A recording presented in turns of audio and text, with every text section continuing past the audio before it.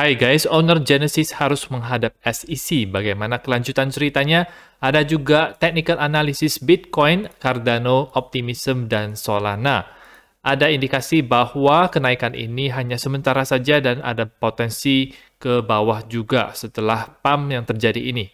Nama saya Kelby dan saya menyajikan informasi seputar fundamental, technical, dan on-chain analysis. Klik like dan subscribe untuk mendukung channel saya. Kita akan baca dulu untuk artikel ini di mana owner Genesis, Barry Silbert, harus menghadap kepada SEC. Ya, ini adalah berita terbaru mengenai Digital Currency Group dan Genesis. Prosekutor Federal New York bersama dengan SEC sedang menginvestigasi Digital Currency Group terhadap transfer internalnya kepada Genesis. Jadi kedua perusahaan ini kepunyaan Barry Silbert. Digital Currency Group itu ada yang melakukan namanya transfer kepada Genesis.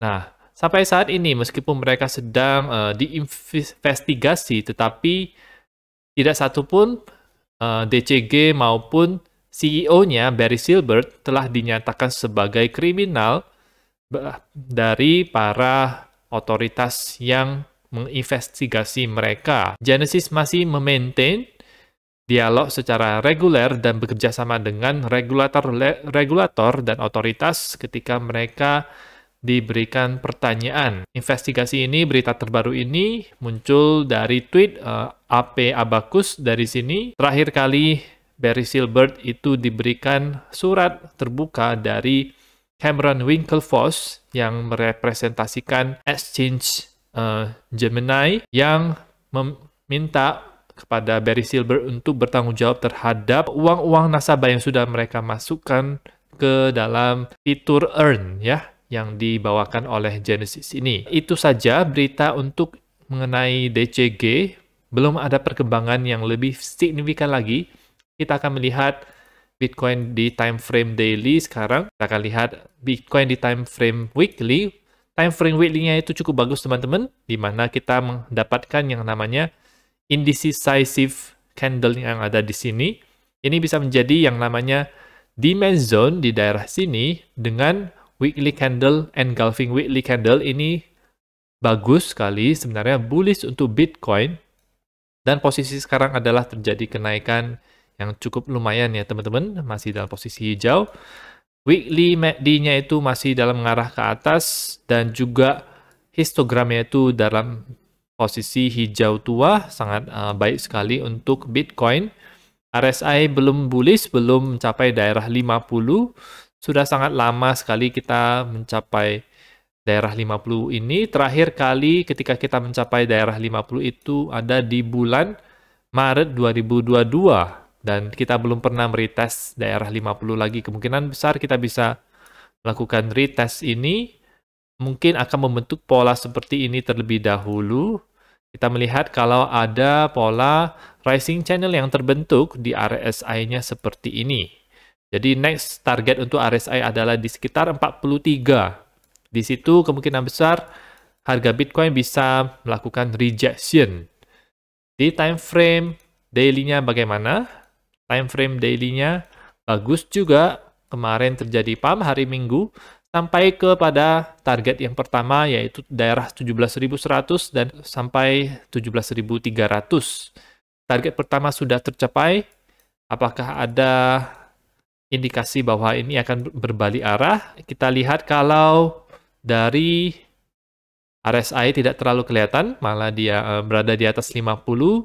Biasanya harus retest dulu ke daerah 50 ini, jadi mungkin ada koreksi dulu sedikit ke bawah, atau dia bisa juga melanjutkan. Ini posisi MACD masih dalam posisi yang bullish. Untuk time frame yang lebih kecil, kita lihat kalau ini semacam wave yang tidak terlalu impulsif sebenarnya, jadi sifatnya lebih mirip ke korektif. Dia memerlukan waktu yang lama untuk naik dari posisi 16.300 sampai ke 17.200-an. Tidak ada bearish divergence sebenarnya, tetapi ada potensi akan terbentuk bearish divergence mungkin di waktu-waktu yang mendatang. Posisi MACD juga masih bullish, jadi saya masih bullish untuk Bitcoin sekarang ini. bisa mencapai target selanjutnya yaitu di harga 17.400. Di sini ada supply zone. Ini merupakan daerah target yang kedua.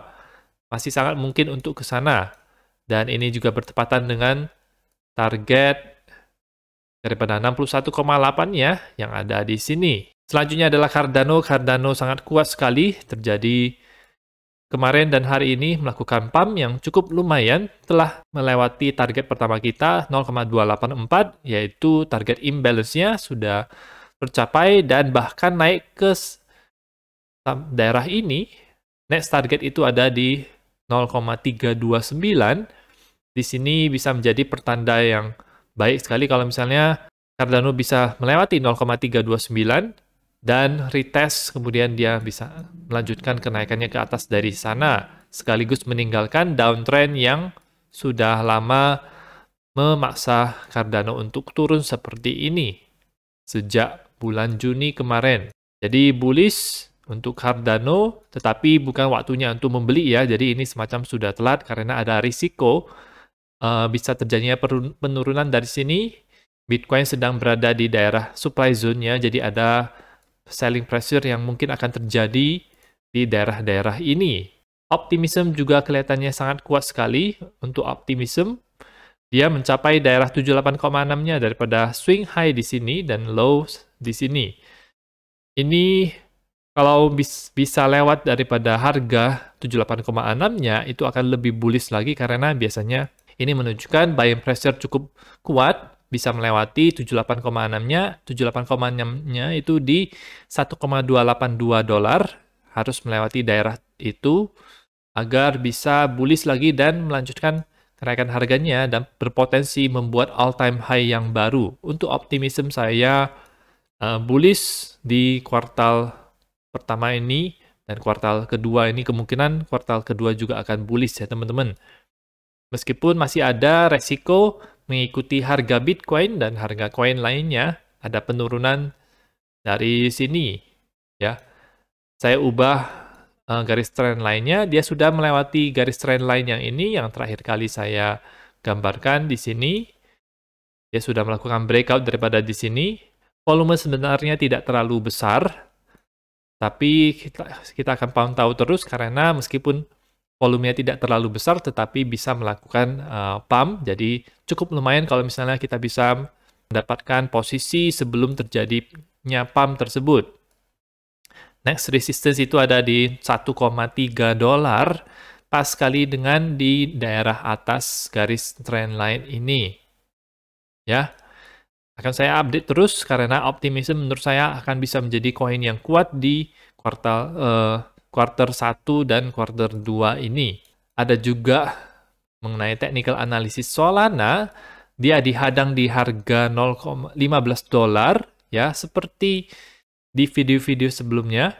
15 dolar ini menjadi resistance yang cukup kuat dan harus ditembus oleh Solana agar bisa mulai bullish lagi. Dia berhasil bertahan di atas MA50-nya. Retest, habis itu pump cukup lumayan dari hari Minggu dan hari ini juga melakukan pump ke atas. Posisi RSI dan MACD masih bullish, mereka masih mengarah ke atas. Harus lewat 15 dolarnya, kalau tidak dia bisa ke daerah yang lebih bawah. 15 dolar akan menjadi daerah resistance yang kuat untuk Solana. Dan terakhir, untuk video pada hari ini adalah mengenai whale ratio Bitcoin. Apa itu whale ratio? Exchange whale ratio adalah suatu indikator yang mengukur rasio dari semua total top 10 transaksi ke dalam exchange dan terhadap semua total Bitcoin yang dimasukkan ke dalam exchange. Jadi kalau misalnya whale ratio ini tiba-tiba tinggi, maka itu menandakan bahwa whale itu sedang melakukan tugasnya ya, yaitu untuk mendistribusikan Bitcoin ke dalam exchange untuk menjualnya. Dan posisi sekarang adalah whale rasionya itu cukup tinggi ya teman-teman, 0,53. Terakhir kali ini ada di sini, dan apa yang terjadi beberapa hari atau beberapa minggu setelah terjadinya kenaikan whale ratio yang cukup tinggi tersebut, itu terjadi penurunan dari harga tersebut. Jadi ini bisa menjadi semacam leading indicator, indikator yang muncul duluan untuk memberikan warning kepada kita bahwa akan ada dump setelah whale ratio yang naik ini. Posisi sekarang itu naik, jadi whale sedang mempersiapkan untuk menjual Bitcoin-nya ketika harga naik seperti ini. Dan menunjukkan bahwa masih ada potensi bagi Bitcoin untuk turun ke daerah yang lebih bawah lagi. Itu saja untuk update pada video kali ini. Semoga bermanfaat. Teman-teman bisa dukung channel saya dengan mengklik like dan subscribe. Dan nantikan video saya selanjutnya.